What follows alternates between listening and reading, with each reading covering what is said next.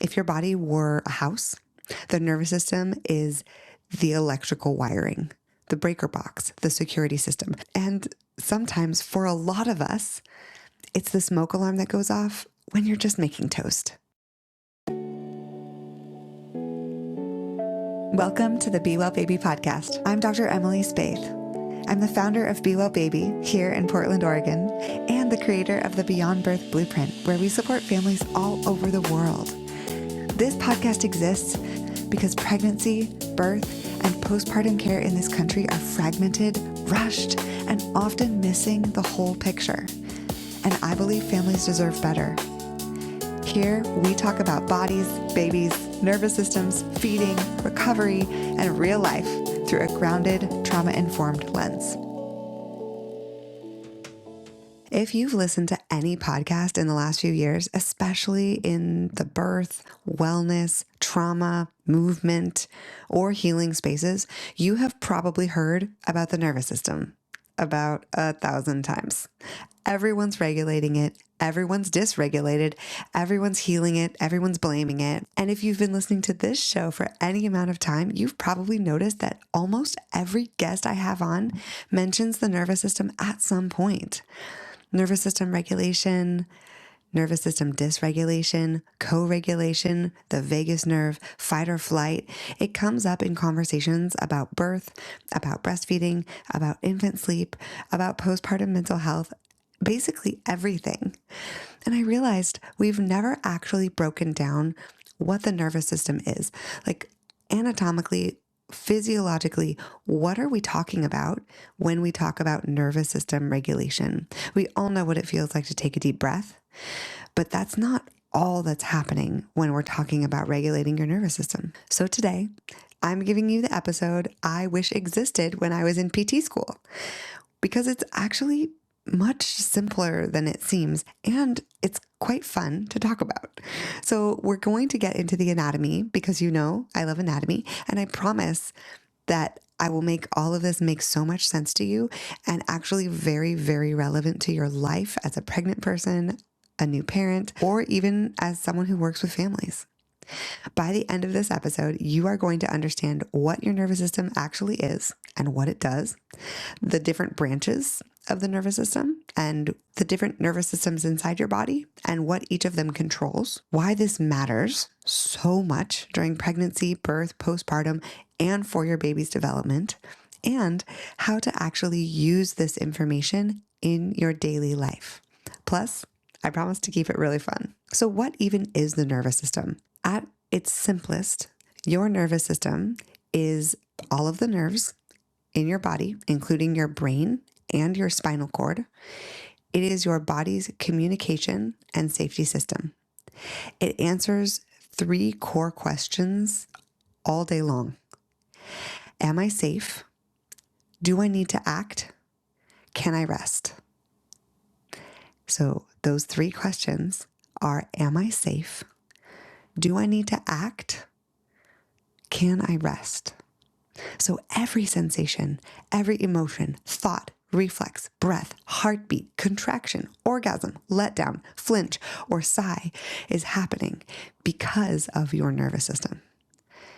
If your body were a house, the nervous system is the electrical wiring, the breaker box, the security system. And sometimes for a lot of us, it's the smoke alarm that goes off when you're just making toast. Let's talk big picture anatomy. I want to zoom out. The nervous system has 2 main parts: the central nervous system, which is the brain and the spinal cord. Think of this as headquarters.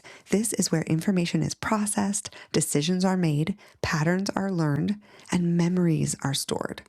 Your spinal cord runs from the base of your brain down to about the level of your belly button from the back. It's about 18 inches long and roughly as thick as your thumb. And here's the thing that totally blew my mind when I was in school. Your spinal cord has 31 pairs of nerves branching off of it. 8 in your neck, 12 in your mid-back, 5 in your lower back, 5 in your pelvis, and 1 at your tailbone. Each pair serves a specific area of your body. This is why a disc issue at one level of your spine can cause symptoms in a very predictable spot. It's not magic. It is the nerve that starts at that point in your spine and where it travels in your body. So this is why positioning during labor matters. It's why different positions can change what's getting compressed and released. And it's why learning about this is so important. The second main part of the nervous system is the peripheral nervous system. So we have the central nervous system, which is your brain and spinal cord. And now we're talking about the peripheral nervous system. That's everything else. All the nerves that leave the brain and spinal cord are part of the peripheral nervous system. And they travel out to your organs, your muscles, your skin, your pelvic floor, your face, your nipples. Yes, everywhere. This is the delivery and feedback system. It sends information from the muscles, from the skin, from everywhere in your body to the brain, and it carries instructions from the brain to the rest of the body. Now, I want to talk about the part that everyone references when they talk about the nervous system. A lot of people use the term the autonomic nervous system. So the autonomic nervous system is the part of your nervous system that you don't have to think about. It's automatic. It runs your heart rate, your blood pressure, digestion, breathing patterns, hormones, sexual arousal, stress response, recovery, milk production and letdown, uterine contractions. And these are all things that we don't really have conscious control over. The autonomic nervous system has two main areas that I want to focus on, and a third one that we will also talk about. First, the sympathetic nervous system. So this is your action system. It's often labeled as fight or flight. You hear people all the time describing this as it's the thing that turns on when you have to run away from a tiger. But I want to help you make that a little bit more nuanced, because I think the sympathetic nervous system gets a bad rap, but we actually really need it. And it's actually really beautiful and wonderful. And I think once we can understand that piece of our nervous system, then we don't have to demonize the sympathetic nervous system. It helps you wake up in the morning. It helps with your focus. It helps you respond to danger. It helps you push a stroller up a hill. It helps you get through a deadline. And it helps you birth a baby. It's not negative or bad. It's the do the thing nervous system. Physiologically, what's happening inside your body when the sympathetic nervous system is on is that your heart rate goes up. It sends blood away from your digestion and towards your muscles so that you can use those muscles. It will dilate your pupils so that you can see really well. It will decrease your digestion temporarily just so that it can send blood elsewhere in the body. It releases adrenaline and cortisol, and it shunts blood away from the reproductive organs. Anatomically, and this is actually really cool, your sympathetic nerves originate from the thoracic and lumbar regions of your spine. That is your upper back and your lower back. T1 to L2. So if you are following along on your own body and you'd like to find this, if you just bring your fingertips back behind you, you might notice the most prominent part of your spine right at the base of your neck. That's generally C7. So the vertebra right below that is T1. And then L2 is just a couple of finger widths below where your rib cage ends, roughly. So those nerves right in that part of your body form a chain of ganglia, which are little clusters of nerve cell bodies that run along either side of your spine. They're like two beautiful strings of pearls, and from there, they send signals out to your organs. This system is fast. It is designed to save your life. The problem is your brain can't always tell the difference between a tiger and a text from your mother-in-law. It's kind of like that fire alarm that goes off when you're just trying to make a piece of toast. Problems can happen here when your sympathetic nervous system is stuck in the on position, or activated too often, activated too quickly, or activated without enough recovery. Another one that just actually came to me is if it's activated but you aren't able to release any kind of emotion. So if your sympathetic nervous system is on, but you are silent and you are not sharing that stress with the people around you, sometimes that can lead to it just staying on. Okay, now let's talk about the other side of the coin here. So the parasympathetic nervous system is what is generally referred to as the rest and digest. It's your healing moment, your bonding. This is the side of your nervous system that all of the yoga teachers and meditation teachers and doulas, everyone is trying to promote parasympathetic activation, because this is where digestion improves, hormones rebalance, immune function strengthens, your milk letdown can happen, an orgasm can happen. And it's actually more complicated than that. You need both your sympathetic nervous system to become aroused and your parasympathetic nervous system for an orgasm to actually happen. But that is a topic for a different episode. It's where tissue repair happens, and it's how contractions progress during an undisturbed labor. It's not just about relaxation, it's your body actively healing itself. And the nerves associated with the parasympathetic nervous system are in your cervical spine, so in the vertebrae in your neck, and in your sacral spine, which is one of the reasons that craniosacral therapy is so effective, because its whole goal is to stimulate parasympathetic activity. I'm going to dive into the vagus nerve, because the vagus nerve is kind of the star of the show. There are all kinds of people who are studying the vagus nerve, and everyone loves to name drop this nerve, because the vagus nerve is really the main nerve of the parasympathetic nervous system. Vagus comes from the Latin word for wandering, and this nerve wanders. It starts in the brainstem. It goes through your skull in a tiny hole right behind your ear. It travels down your neck. It touches your heart, lungs, diaphragm, stomach, intestines. It has branches that affect the voice, the face, and the ears.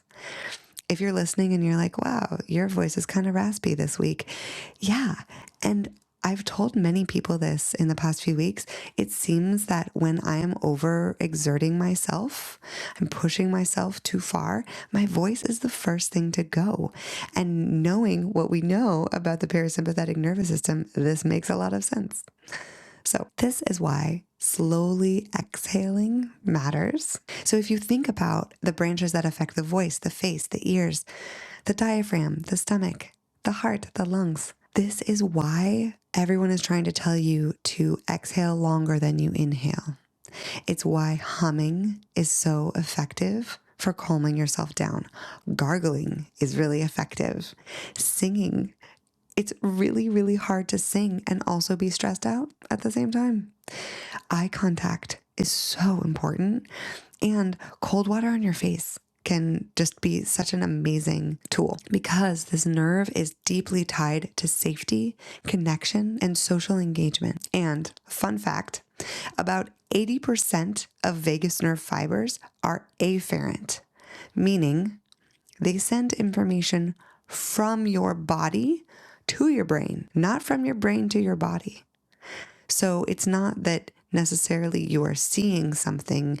Your brain takes that information in and sends information out to the vagus nerve. Yeah, 20% of the time, that's what happens. But 80% of the time, the vagus nerve is taking information that it gains from the rest of your body, right? It's really remarkable. So we actually can do things that affect our parasympathetic nervous system and our brain from the body in. It's so cool. Regulation, it's not just a mindset. It can be a body up process. So you can physically do things in your body that tell your brain that you're safe. And your gut is literally talking to your brain all day long. This is why we have the term gut feelings. It's why your digestive system is sometimes called your second brain.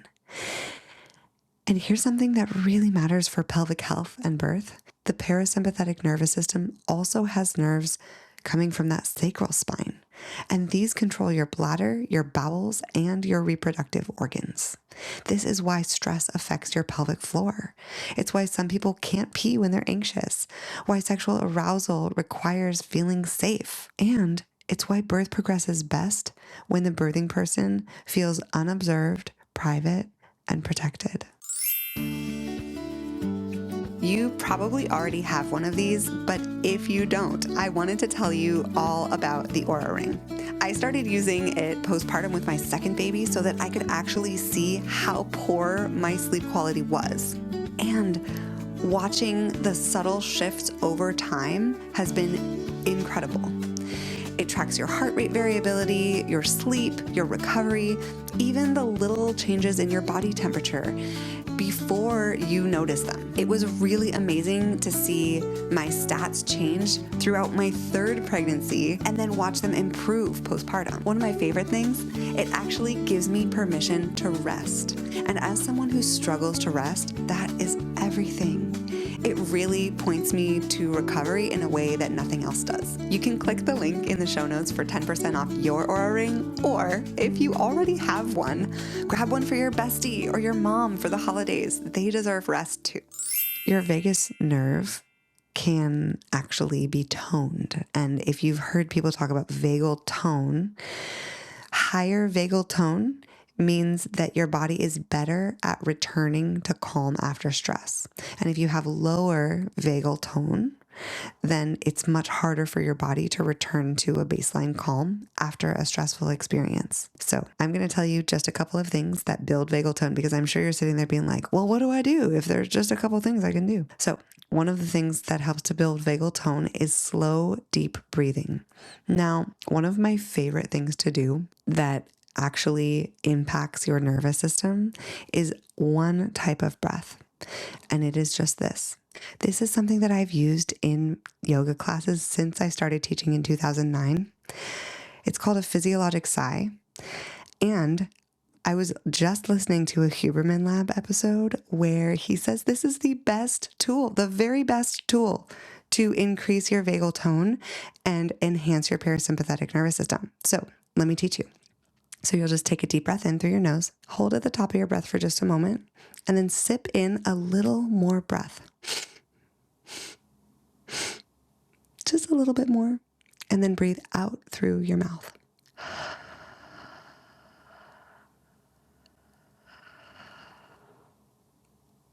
I hope you all did that with me. I already feel more calm, and it could be a placebo, but whatever, the placebo effect works. Okay, another thing. So slow, deep breathing generally is helpful, especially with a longer exhale. But the physiologic sigh, according to Andrew Huberman of the Huberman Lab podcast, is the most effective technique. Cold exposure is also very effective. Singing, humming, chanting, gargling, laughter, and safe social connection and movement. So if you have been in Beyond Birth and taken any of my yoga classes, those 10 minutes of movement are enhancing parasympathetic activation. This is anatomy. It's physiology, and it works. And it's so cool that we actually have the power to do this. Now I want to name the thing that people don't always explain very well.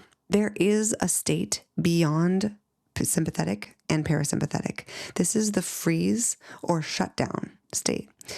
Dr. Stephen Porges calls this the dorsal vagal response. It's ancient. It's the kind of play dead survival mechanism that we have in our body. It happens when action doesn't feel possible or safe. Escape doesn't feel possible or safe. And your system chooses to conserve instead. Physiologically, it can look like, you can be walking around in a freeze state in your life. So it can look like low energy, numbness, not having a lot of feelings, dissociation, depression, chronic fatigue, feeling stuck or collapsed, just checking out from conversations, from things in life, or completely not being able to move or speak. This is not weakness. It is biology, and it's your body choosing survival with whatever tools it had at the time. This can show up during or after a traumatic birth. It can show up in postpartum depression. It can show up when a parent is so overwhelmed, they just sort of leave and go somewhere else in their head. And here's the important part. You cannot just positive think your way out of a freeze state. Your body went there to protect you. So you have to work with your nervous system to slowly, safely come back into connection. Okay, next, I want to talk to you about your gut. I mentioned it earlier, that gut feeling, but I have to tell you about this because it's just wild. You have an entire nervous system in your gut. It's called the enteric nervous system, and it contains over 500 million neurons, which is more neurons than your spinal cord. It can function independently. It controls digestion, secretion, blood flow, all on its own. But it's also in constant communication with your brain through the vagus nerve. You see the connection here. I am always explaining to my clients that trusting their intuition is a skill that takes practice. But it's not just a saying. It's not just trust your gut. You have 500 million neurons down there collecting information your conscious brain hasn't caught up to yet. Your gut is literally smarter than you think it is. The gut-brain axis, that's what this link is called, is linked to mental health, immune function, inflammation, and overall well-being. This is why I always talk about digestion when I'm working with a baby who has feeding issues, or a postpartum parent who's struggling, or a prenatal client who doesn't seem to have enough energy to move their body. The gut tells us what is happening in the nervous system, and it is so cool. So during pregnancy, your nervous system is making constant adjustments. Your blood volume increases by 50%. Your heart rate goes up. Your respiratory rate changes, all automatically through the autonomic nervous system. And here's what the research tells us. Chronic stress during pregnancy, chronic sympathetic activation is associated with preterm birth, lower birth weight, developmental differences in babies. This is not to scare you. It's to empower you because the state of your nervous system matters. And taking care of your nervous system during pregnancy is not a luxury. It's healthcare. It's good healthcare. And remember that your baby's nervous system is developing inside you. Starting around weeks 3 to 4, the neural tube forms, and that becomes the brain and spinal cord. By the time your baby is born, they have almost all the neurons they will ever have. And probably more than they will ever have because this huge process of pruning happens. The environment those neurons grow up in, your stress hormones, your blood flow, your nutrition shapes how their nervous system gets wired. I mean, I say this and it can feel really heavy to be pregnant. It can feel like a huge responsibility because everything you eat is also growing this tiny human. So don't let this overwhelm you, but allow it to give you permission to rest. It's really my entire goal is for you to just be able to rest. So moving from pregnancy into birth is the biggest nervous system event of your life. For labor to progress, you need your parasympathetic nervous system to be dominant. You must feel safe. Oxytocin, which is the hormone that drives contractions, flows best when you feel so safe, private, unobserved, warm, and supported. Adrenaline, which is one of those stress hormones, a sympathetic activation, can actually stall labor. It can even inhibit the fetal ejection reflex, which is one of the wonderful things about our bodies is that we have reflexes that allow things to exit our body like babies and poop. So this is why the birth environment matters so much.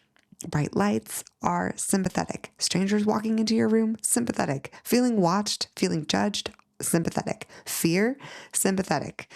This is why continuous labor support really, really works. So someone helping you feel safe keeps your parasympathetic system online. A doula, a partner, a best friend, whoever it is. But this is also, you can imagine, why interventions sometimes cascade.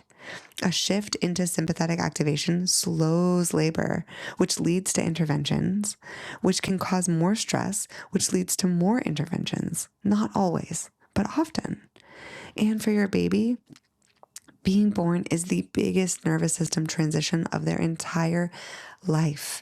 And this is why in our practice, we do so much body work with babies, because the transition from being in the womb environment to being in the world is huge. And it makes sense that their little nervous systems need some support. They're going from this warm, dark, contained, all of their needs are met automatically, to bright, cold, spacious, and suddenly needing to breathe and regulate their own body temperature and communicate with you about their needs and learn to eat, which is so hard. So the way that they're received in the world really matters. Skin to skin, as a first stop, activates their parasympathetic nervous system. Your voice, your smell, your heartbeat, all familiar, all calming. And then all of a sudden, in an instant, you're postpartum. Your nervous system is under more demand than almost any other time in your life. You are healing from birth. You're sleep deprived. You're learning a completely new skill to breastfeed your baby or pump or bottle feed your baby. Your hormones are shifting like crazy. There's this giant plummet in your hormones the moment your placenta leaves your body. That's what allows your milk to come in, but it also feels like crazy. You are shaking. You're having night sweats. And a lot of people don't tell you how wild postpartum is. I personally had a wild journey where I got a full body rash postpartum, and I still don't really fully understand why. So know that many postpartum struggles are at their core nervous system struggles. Postpartum anxiety is often a sympathetic nervous system stuck in the on position, constantly scanning for threats, hypervigilant. Postpartum depression can involve getting stuck in the dorsal vagal freeze response, that numbing, disconnected, unable to feel joy. Difficulty with breastfeeding might have to do with your letdown. If you are stressed, a letdown is harder because letdown is a parasympathetic activity. If you're having difficulty bonding, you have to feel safe to be able to access the social engagement systems that allow for connection. And if you don't feel safe in some area of your brain, your body, anything, then that can really get in the way of bonding. This is not about blaming anyone or anything that happened. It's about understanding that all of these struggles have a physiological basis. There's something happening in your body. And knowing that, we can work with the nervous system to support healing. I would be remiss if I didn't also talk about your baby's nervous system. So your baby is born with an immature nervous system. The brain is about 25% of its adult size at birth. So compare that to other mammals who are basically ready to run at birth. They just stand up and start walking, run around. This means that your baby literally cannot self-regulate yet. They don't have the ability to self-soothe. That may be controversial. I know a lot of people are like, oh, my baby can self-soothe. They can't. Their brain can't self-regulate. They don't have the neural architecture to do that yet. The only tool they have is co-regulation. It's a biological necessity. They require us to regulate their nervous systems. When your baby is dysregulated, crying, fussy, overwhelmed, they need your nervous system to help them find calm, or someone's nervous system. It doesn't have to be yours. I want to make that really clear, that having other safe, loving adults in your baby's life is the best possible gift that you can be given. Some ways that you can help to regulate your baby's nervous system are, of course, skin to skin. If you had a situation where skin to skin was not an option for you and your baby when they were first born, it is not too late to start doing skin to skin. I would argue it's never too late to start doing skin to skin with your baby. If your baby ever needs a pacifier, and not all babies do, the one that I would want in your world is the Ninny. It's the only pacifier designed to actually mimic the shape and function of the breast. It looks like this. It's very soft here, like an areola, and then harder, like a nipple. And this shape means that it supports healthy oral development instead of interfering with it. I really love it because babies don't just passively hold it in their mouth like the ones with the bulb on the end. They have to actively suck. It's hard work. It's my workout pacifier. And that matters for feeding, for regulation, and for long-term oral function. It's especially beautiful for breastfed babies who need a little extra soothing without confusion. If you're listening and you're pregnant, postpartum, or buying for someone you love, you can grab a Ninny through the link in the show notes or use the code BeWellBaby for 10% off at checkout. It's one of these tiny little tools that makes a huge difference. And my favorite part about it is that babies don't get dependent on it. All right, let's get back to the show. Your voice can be incredibly regulating your breathing rate. So when you decrease the rate of your breathing and you're breathing longer and slower, they can feel that. Your heart rate, they can feel that too. Your facial expressions, your touch. When you pick up your crying baby and hold them close and gradually they settle, their nervous system is learning. This is how we move from dysregulated to regulated. This is what safety feels like. That's why it's so hard when you are dysregulated and trying to calm a dysregulated baby. It just doesn't work. You're trying to offer something that you actually don't have access to in that moment. It's not failure. That's information. And it's such good information to have, like I said, about other safe, loving adults. If you have a grandparent or a best friend or an auntie or your partner, all of those are incredible options for handing your baby to someone who might not be as dysregulated as you because they didn't just birth a human. And this really tells us it's so important to resource the parents, not just focus on the baby. And just because you weren't the birthing person, like if you're the partner, it doesn't mean that you don't also get to be dysregulated. We're all human. And for us to have activated parasympathetic nervous systems is very normal under these circumstances where a baby is screaming at you for something and you don't actually know what it is. So try not to be hard on yourself in this moment. Try to really be easy on yourself as you move through this season. It is not an easy season. Oh, and I also wanted to mention all of those newborn reflexes, those things that help a baby do a breast crawl, for example, and move towards your breast when they're first born. Those are brainstem level nervous system responses. So rooting, where the baby opens their mouth and they move side to side looking for the nipple. Sucking, the startle reflex, the grasp reflex, even the stepping reflex. Those are all in the brainstem and they are hardwired into your baby. Over time, as the higher brain centers develop and myelination progresses, that is where the nerves are actually wrapped in this beautiful myelin that helps signals move a lot faster through the brain. So as that happens, those primitive reflexes, the reflexes that your baby is born with, get integrated into the body.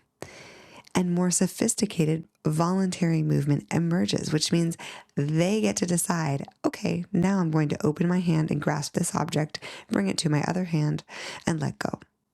Whereas before that, it was just reflexes that were allowing them to grasp your finger, especially as a newborn. I love the newborn grasp. It's so sweet. And when we see retained primitive reflexes in older babies or children, that can tell us something about their nervous system development that we actually can address. There are so many incredible ways to help with reflex integration in babies who are a little bit delayed in their motor milestones because they have reflexes that never got integrated into their body as the voluntary movement started to try to take over. Okay, now let's dive into what's practical. First, for yourself, get to know your signals. What does sympathetic activation feel like in your body? I was just talking to my son about how hard his heart was beating when he was getting angry.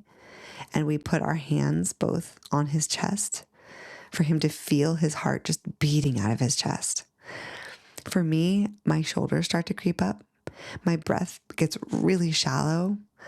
And especially my right shoulder really just comes up and my face starts to feel tight.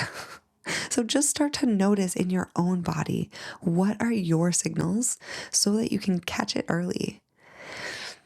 And then build in parasympathetic moments in your day. I'm not talking about an hour of meditation, although I heard this beautiful saying from someone the other day that she said, if you have time for meditation, meditate for 15 minutes. If you don't have time for meditation, meditate for an hour.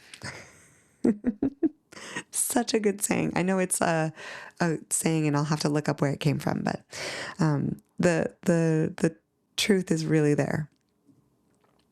That building in just 3 slow breaths or the physiologic sigh, remember where you inhale deeply. Let's do one right now. Inhale deeply. At the top of your breath, sip in a little bit more air, just a little bit. As much as you can, expand your lungs, and then exhale through your mouth. You can even hum while you wash bottles, splash cold water on your face in the morning. Prioritize your sleep when possible. This is not always possible postpartum, and you're in luck because I have a guest coming on in a few weeks who will talk to you about sleep. Your nervous system cannot regulate when you are chronically depleted. Movement helps complete stress cycles. Doesn't have to be a full workout, but just walking, stretching, shaking, jumping, all of that counts. Move your body. And then finally connect with people who are so safe. Your nervous system needs other nervous systems. Co-regulation is not just for you and your baby. It is for you and your partner. It's for you and your friends. And it's for you and anyone who makes you feel so, so safe. Maybe it's for you and me right now. Okay, let's talk about your baby. Skin to skin as much as possible in the first 2 months of your baby's life. I know sometimes it feels absolutely natural to do skin to skin in those first few weeks after birth, but it is valuable all the way through that 4th trimester, all the way through. And even beyond that. If you notice your baby getting overstimulated by lights and sounds as you take them out into the world, consider trying just an hour of skin to skin with them. Follow their cues. If they're looking away, gaze averting, so looking away from you or from objects, it could be that they're just overstimulated. They don't need any more input. If they're yawning, hiccuping, trying to bring their hands to their face, those are often early signs of, I need less right now. So you could try turning down the music. You can try bringing them into a dimmer room. Protect their environment and remember that your baby does not need constant stimulation. They need periods of calm. Trust that your presence matters and you don't have to do anything fancy. Just your regulated presence next to your baby is the intervention. You don't need any fancy toys. You don't need any fancy tools. You just need yourself to be present. And I want to say this really clearly. Regulation is not about being calm. It's not calm all the time. It's about flexibility. So can your system activate when needed and recover afterwards? Can it move between sympathetic and parasympathetic without getting stuck anywhere? That's health. That is caring for your body. That is being a healthy human being. So the next time you hear someone say nervous system, I want you to hear a living, adaptive, intelligent system that's always trying to protect you based on your past experiences and your present input. And the best news of all of this is that the nervous system is changeable through movement, through things that you do with your body, not just sitting with your thoughts in your mind, through your breath that you can actively control, through touch, through safety, through education, through connection, and yes, through knowing everything there is to know about your anatomy. Because once you understand your body, you can stop fighting it. Your sympathetic nervous system is activating because you feel activated, and that is okay. And now you have tools that can help to bring you back to a parasympathetic state. I'm going to list them one more time just to leave you with this really beautiful nugget of things that you can actually do when every single person in the next couple of weeks of guests is talking about regulating your nervous system or your baby's nervous system, things like that. So first, know your signals, build in moments of calm and ease in your day, prioritize your sleep, move your body, connect with people who you love and who love you so much, and throw in a couple of physiologic sighs throughout the day. That's it for today. If you found this episode helpful, I would be honored and delighted if you send it to one person who you love and who you also might even want to be your parasympathetic connection buddy. Sometimes it's really helpful to have a person, a very specific person who speaks this language, who understands when you're in a sympathetic state and you need help getting out of it, how not to annoy you in those moments, and how to connect with you directly and be able to be a grounding force, them for you and you for them. So please send this episode to someone you love, someone who you think would really benefit from this information. And if you have questions, please come find me on Instagram at BeWellBabyPDX. I'll see you next time. New episodes drop every Wednesday, and you can find us wherever you get your podcasts. Follow me on Instagram at BeWellBabyPDX or just visit BeWellBaby.org. Send an episode to someone who's pregnant, postpartum, or just needs guidance. No one should have to do this alone. Welcome to the Be Well Baby podcast. You're in the right place.